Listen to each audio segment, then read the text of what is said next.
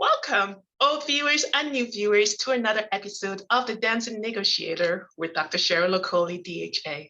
This is the show where you learn all about conflict resolution and its strategies. As an example, my original 5A's conflict resolution mnemonic, which if you're interested in, you can learn more about from my book, which is available on various platforms like Amazon, Canada, United States, the UK, morebooks.shop, and much more. I like to reserve the third Friday of each month for story time, which is an analysis of a movie, a drama, an event about what went wrong as it pertained to conflict. And the movie of choice or drama is congruent with the theme of the month. Finally, I reserve the last Friday of each month to have a guest. This guest may or may not be an expert in conflict resolution, but has something salient and relevant as it pertains to the theme of the month or the topic at hand. Welcome today. Today is the third Friday of the month, and yes, it is story time. The theme of this month is all about work-life balance. I highly recommend you watch the previous episodes if you've not, because you get to learn a little bit more about what the concept is and the appraisal plank model, which we use to analyze work-life balance and conflict. So what is today's movie? Today's movie is called Something the Lord Made. And why are we analyzing this movie? Well, this movie is really salient because for various reasons. Not only does it talk about work-life balance, but it brings up some themes that are relevant to what's happening in today's world. But before we delve right into it, let me ask you some reflective questions in terms of preparedness, of what may or may not come. How prepared are you for an economic collapse or recession? Are your investments, regardless of where they are or what form, are they secure? Are your employees doing well from a food security perspective, especially with the current inflation food prices now in August 2022? How do all these questions affect work-life balance, you may be asking? Well, I'm glad you asked. Well, we are holistic beings comprising the physical, social, mental, cultural, spiritual. And if we're not at peace in any one of those domains, specifically the financial aspect or social aspect, we may not function to our best, either as an employee or as a business owner. So I'd like you to reflect on those questions, okay? So without much ado, let us delve right into this movie called Something the Lord Made. But before we do that, I'd like to share my screen. Why? Because I'd like you to have a look at the different characters so you can have an idea as to what parties are in play for this movie. So it is based on a true story, and I would like to preface the fact that everything I'm going to share today is based strictly on this movie. And if you do want to learn more about the historical facts, I highly recommend that you do your own research. So top here, we journey through the life of a gentleman by the name of Vivian Thomas. Yes, I said Vivian. You can research and know why he was called Vivian. This is his wife, Clara. Over here, you see a scene whereby he looks like he's in the operating room. That's him. And this is Dr. Blaylock. Down here, we have Dr. Blaylock, Vivian, and Dr. Tansley. Now, she basically has a dream, and she's passionate about work that relates to congenital heart malfunctions, looking for parties that will partner with her to embark on research to save people's lives in that regard, okay? So on that note, I'll stop sharing my screen and let us delve right in, okay? So this movie, how does it begin? It's staged, or the setting is the 1930s in Nashville in the United States. So Vivian Thomas had a long-standing dream to be a surgeon, okay? But his current occupation is that of a carpenter and a gifted mechanic.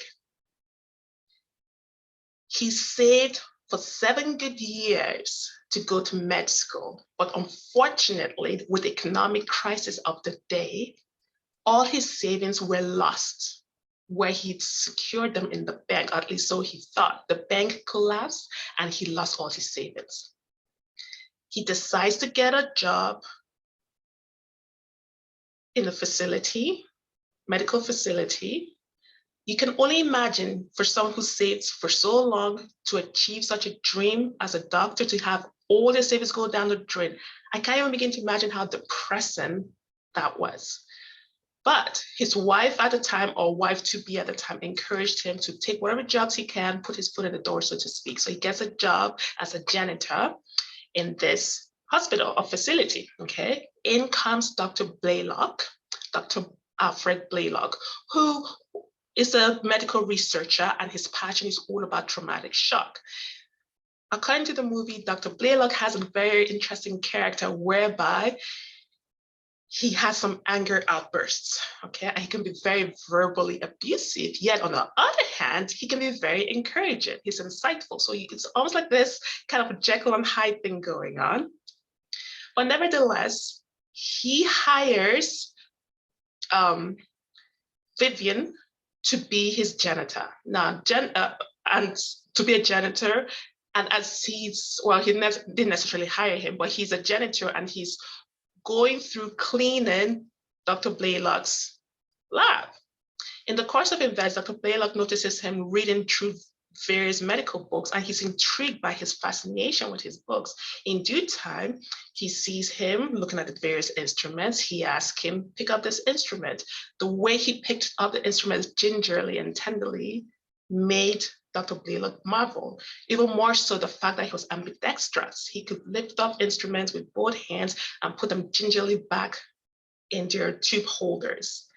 Dr. Blaylock decides to have him become his lab assistant, not just because he's very good with his hands picking up instruments, but his medical knowledge for someone who's never been to medical school was outstanding. Okay. Now, the problem arose whereby, although he's now a lab assistant, he's still being paid the wages of a janitor, and they classify them as a class 3 maintenance worker. It's interesting to note that in due time, after 12 years, Vivian and Dr. Blaylock moved to Johns Hopkins Hospital. Mr. Blaylock is made the chief surgical professor, and he continues with his research. In comes in Dr. Tansley, who is passionate about congenital cardiac functions, no malformations. No one is willing to touch that. She pleads her case. Dr. Blaylock decides to take up research, specifically as it pertains to the blue baby syndrome. Some of you might know it as TOF, which stands for terology of Fallot, TERA4. So basically malfunctions, 4 defects in the heart. Number 1, ventricular settle defect. So the heart has 2 lower major chambers, ventricles and upper atria. So the portion that joins the 2 ventricles is called the septum. So there's a defect there. So that's the first defect. The second is an overriding aorta. Third, pulmonary stenosis. So that is a narrowing of the pulmonary artery.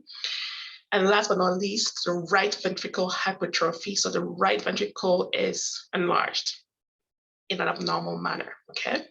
The result is that individuals with this condition, babies, end up being cyanotic. So they're blue because of deoxygenated blood being perfused all through the body. Their prognosis is very slim, at least at that time it was very slim. So Dr. Tansley is looking for people who would help her do research to prevent these babies from dying.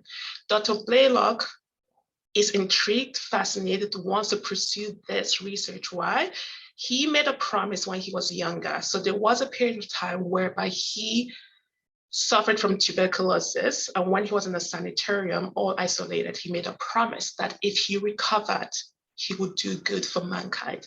So he saw this opportunity as a time for him to do good for mankind, to fulfill his promises. But you can understand at that point in time, there was this ethical dilemmas. Anyone performing research, or before you embark on a research, it has to be approved by an institution review board or whatever ethic the ethics board of your institution, province, nation is. No one had ever touched the heart in that regard, and it was a huge risk. So from consultations with his colleagues, people didn't want him to go through with it, but he was determined. Vivian was determined. Vivian had proven how astute and knowledgeable he was in terms of anything surgical, and in basically rigging up contraptions. As an example, he rigged up a respirator by himself to assist with Dr. Blaylock's traumatic shock surgery in the past, which the findings and result of his research for the traumatic shock was used at the front lines, war-torn front lines as far as North Africa and Italy. So now here's this dilemma. Vivian's not want to shy back from such a challenge. So he was doing various research experiments with a dog to try and figure out how they can tackle this issue of TOF, so the blue baby syndrome. I'm going to call it TOF or blue baby syndrome moving forward. He finds a solution. So what did they do? They decided to figure out how to cause the disease process, and by inducing a disease process, they could find a solution. So they did it through a dog, and it was Vivian who found the solution. But later on, sadly, the dog died, and they wondered what happened. They felt dejected, but lo and behold, Vivian had a dream. Yes, a nighttime dream. In his dream, he saw a Caucasian woman knitting, but he knew, he had this knowing that that woman was somebody. Pause there for a second and let me backtrack before I continue with that. So Dr. Tansley has basically convinced Dr. Blaylock and Vivian to take up this case for research. Now they need a human to actually try out their research. Who did they find? Well, some parents and their child by the name of Eileen Saxon. Now, this has never been done. They were a pretty religious family. They had to consult with their priest, who did feel that it was quite right to interfere with God's will in terms of saving the baby. What if God wanted the child to die? I'm paraphrasing. But nevertheless, they gave their consent for them to use their baby for the research, if you will. Now, back to Vivian's dream. Again, a Caucasian was knitting in the dream, but he had this knowing that that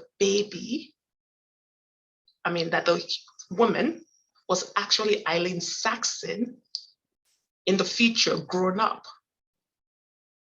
But she had a heart of a baby.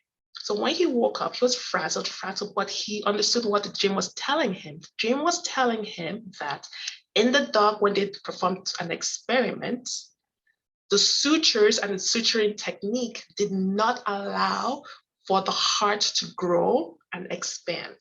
So that was the epiphany for them. So in the course of time, when they perfected this suturing technique, when I say they, technically Vivian, and Dr. Blaylock was palpating the anastomosis and the suture, he exclaimed, "Are you sure you did this? It's something the Lord made," hence the title of the movie. Fast forward, the surgery was performed on baby Eileen Saxon, and it was successful. At this point in time, they have garnered public attention and global attention. But each time there was recognition, be it initially for results for the trauma shock, Vivian was never included. Again, with the success of Eileen Saxon's surgery for TOF, Vivian was not acknowledged in the papers, in the picture taking. He got really upset and he decided to move on because he felt he was invincible. Invincible, okay. Now, fast forward, some of the things, again, about the surgery, we'll dissect this whole movie a little bit, but one thing I do want to say is that years later, okay, before I talk about that, so when he felt he's not being acknowledged, credit is not given to him, he decided to quit. And of course, Dr. Blaylock was upset about this, not happy, tried to convince him, but he would not. So he got a job as a pharmaceutical rep selling antacids. But guess what? In a different city, I believe back in Nashville, where he grew up, his hometown, but his reputation had preceded him. The person he tried to sell to was surprised. Here he is, he's done all this good work for Johns Hopkins University, and here he is selling pharmaceutical medications here. In due time, Vivian goes back to work with Dr. Blaylock, and Dr. Blaylock asked him some interesting questions. His questions were, how is it going to be different? I'm still the same old self-righteous, blank, blank, blank, blank, censored. And what was Vivian's response? His response was, it's not about you, it's about the work. In due time, he was promoted to the director of laboratories. Now, why is that very interesting? When he had moved with Dr. Blaylock to Johns Hopkins, when he first happened upon the room that was going to be their lab, it looked very well unused. It looked like it was untouched for years. He tried to find someone to clean it up. The director of laboratories at the time walks in, sees him, mistakes him for a janitor or an errand boy, gives him his money and says, go buy me some donuts. And he's like, Vivian was like, I'm sorry, I think there must have been a mistake, and returns his money to him. The director at the time, who yes was Caucasian, storms out the room huffing and puffing. Yeah. And then now fast forward, years later, Vivian, is promoted to that same role. Isn't that interesting how life happens? Now, with due time, he's very happy being the director of laboratories, teaching, helping surgically, however he could. 40 years later, he's given an honorable doctorate. At this point in time, Dr. Blaylock has passed on, and Dr. Tansley was the one who gave him the award and unveiled a likeness of his. I want you to listen carefully to what he said when he was thanking the people that gave him this honor. His words were, when I put my hammer and saw down 40 years ago and was offered the opportunity to work with a young surgeon, I had no idea that I'll be able to make a mark on an institution as prestigious as this one. I had no idea that I would have any contribution to medicine that would merit this type of contribution. I simply say thank you to all of my family, and so on and forth he went. Isn't that amazing? Now, pause there for a second, reflect on that, and now let's dissect this movie in terms of complex situations. Granted, I went through this very quickly. I highly recommend you watch the whole movie. And just as a reminder, this whole month of August, we've been using the appraisal plank to analyze complex situations and also in the context of work-life balance. So let's talk a little bit about some things I might not have mentioned earlier, but jumped out at me as it pertains to complex situations portrayed in the movie. First, I mentioned that Dr. Blaylock had this verbal abusive nature, but yet he was also very encouraging. After all, he took Vivian under his wing. But there was an incident that happened whereby I mentioned Vivian conjured up this contraption, a respirator, that helped with Dr. Blaylock's research on traumatic shock. When he did it, he didn't realize that Dr. Blaylock had another contraption by which he recorded all his research. Vivian wasn't aware of this at the time, he was still new. When Dr. Blaylock, with one breath, he praised him for the respirator, with another breath, he's cursing him. How can you do that? Do you have blank blank or plain blank blank for brains? Vivian was insulted, walks out of the room. And as he walks out of the room, Dr. Blaylock later notices a textbook or a book whereby Vivian had meticulously documented the steps of that research. When Dr. Blaylock sees this, obviously he feels sheepish, he goes running after him. And Dr. Vivian said to him, Vivian says to him, I was not raised to take that type of tone. Dr. Blaylock apologizes profusely and says it will not happen again. Now, some of you might ask, was his apology genuine, given that he only made the apology after he saw that Vivian had documented the research in his own fashion? Food for thought. Just because you do something one way and someone else does it differently, as long as you come to the same results, perhaps it's okay. There's more ways to do things. I don't want to say skin a cat because I don't want to offend any animal rights people out there, but you know what I mean. Some might argue that was not a genuine apology, but for what it's worth, let's just accept it for now, okay?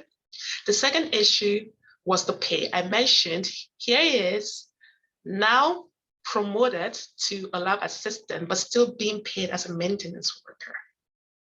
Now, you can perhaps glean during that era, there were discrimination laws that were not definitely in function to protect those who are marginalized of a different ethnic backgrounds, okay?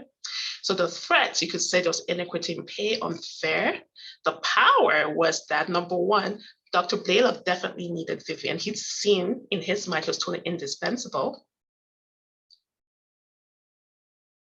The power was the HR people. They need to be convinced to change the rules, okay? Nevertheless, between Dr. Blaylock's wife highly encouraging him to do what's right by him, he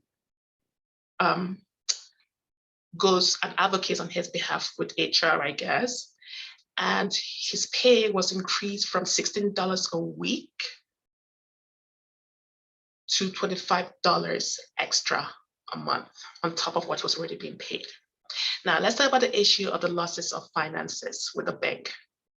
The threat, his dream of job, of being a doctor rather, it will be non-existent. Power, unfortunately, there's nothing that could be done. Legal action could or may not have been done, I don't know.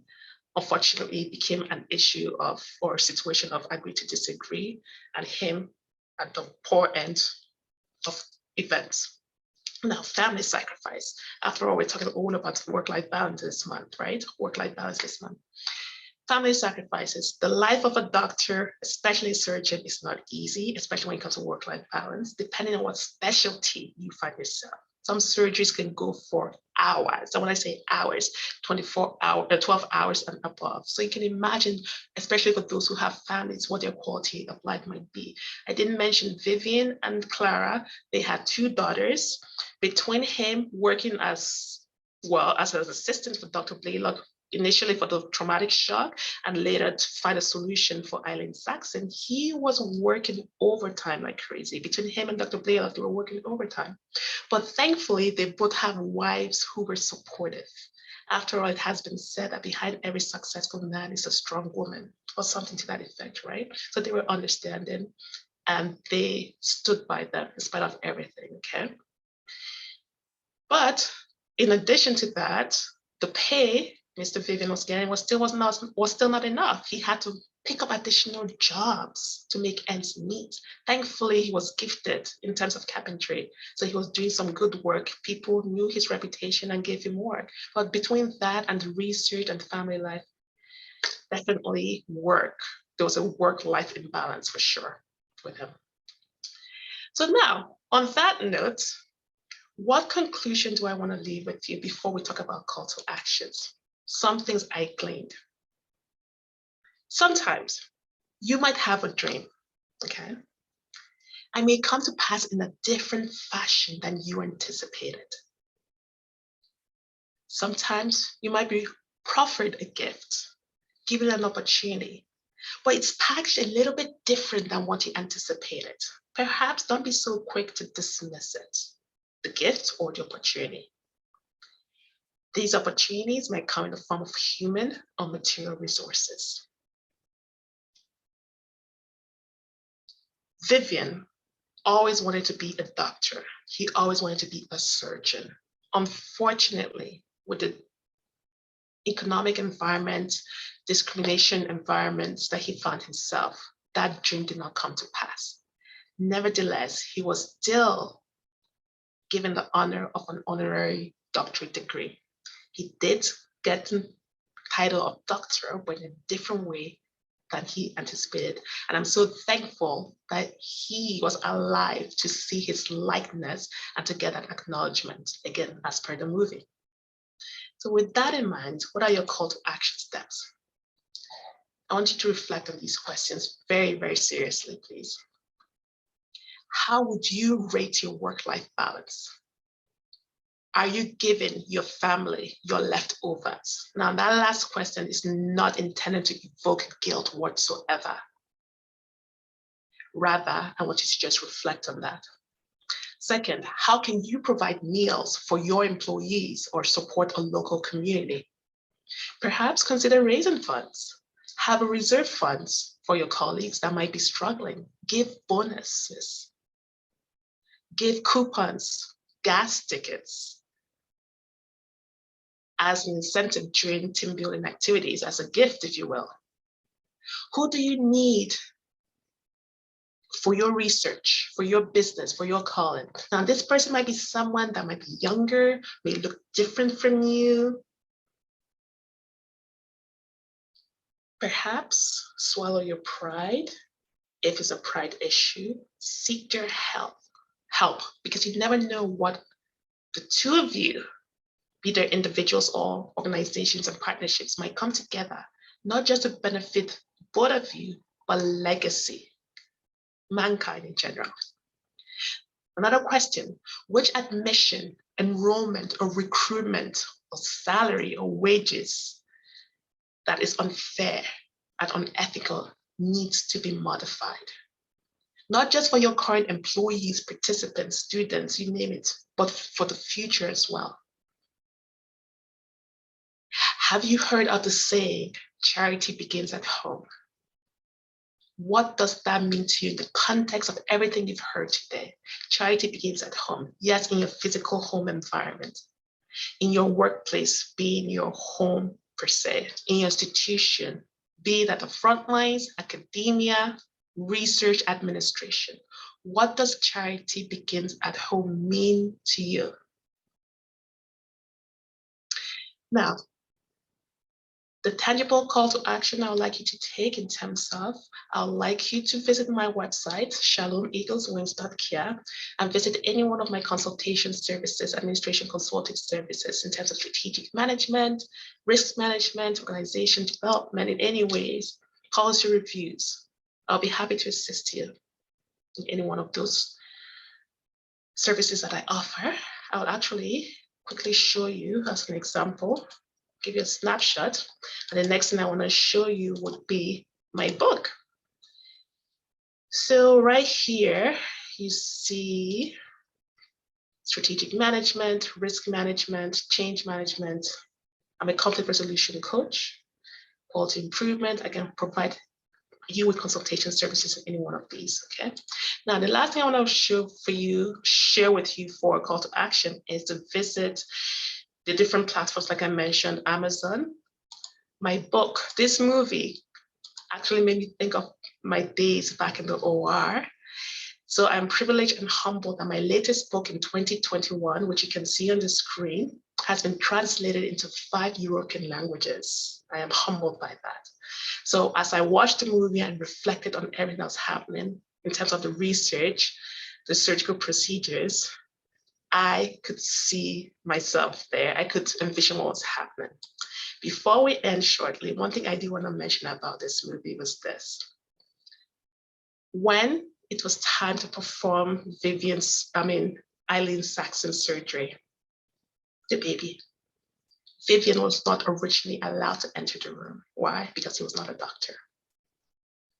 But according to the movie, in that scene, Dr. Blaylock put his foot down and said, I need him here. I need him to walk me through the movie, through the procedure. That was a very touching scene. But the sad part was when it came to acknowledgement at the end, when pictures were being taken and the success, Vivian was excluded. Please do not exclude someone who has played an integral part in your workplace. Do not do that. Give them the credit they deserve. So on that note, I invite you to join me same place next time for another episode of the Dancing Negotiator with Dr. Cheryl Okoli, DHA, same place, 4 p.m. Pacific time or 5 p.m. Mountain time on the Win-Win Women platform, okay? But before you leave, I want you to remember that you are needed in this world to be a solution. Be the best that you can and do not rob the world of her precious gem, you. Goodbye and have a splendid day.